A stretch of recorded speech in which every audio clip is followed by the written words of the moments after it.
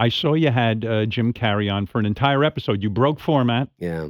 Well, when you get a Jim Carrey, you got to. Jim Carrey actually said, I want to come on and I'll do the panel. I'll do that with everybody because he's super cool. But the more we talked about it, the more I thought he's too much the focus. He's too big a deal. Yeah.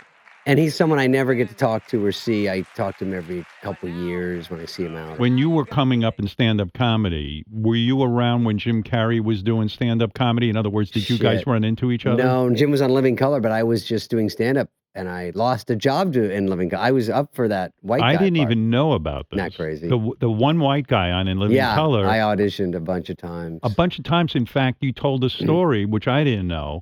Yeah. That you had booked 2 weeks in Hawaii for stand-up. Yes. Which for a young comic, that's great because you get a nice little vacation out of that and nice weather and whatever goes on. And paid, yeah. And paid. And so they called you up and said, listen, we want you for In Living Color. Or they want you to audition. They said, you're going to audition.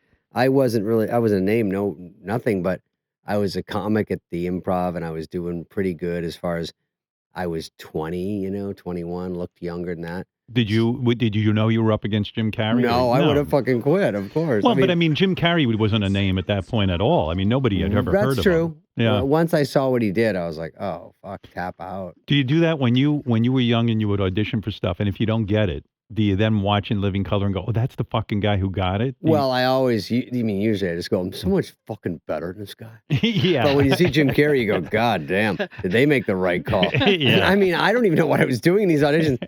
I can improv kind of, but I can't be like, get Dana Carvey, get these people that are so good at that. That wasn't really my thing. I was just going to auditions.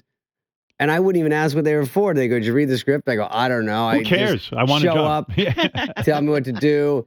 I read the first 2 auditions, and then the rest of the year, they're coming so fast, you just show up. Did Jim know you were up for that part or, for that show? Or he didn't know. You got to tell him, right? No, I told him on the show. And we laughed. And then, yeah, it was funny to him. when he had I was around when he had that run of Ace Ventura into The Mask, into Dumb and Dumber. I'm like, maybe Sandler, but there's no one has a run that hard. No one. Monsters.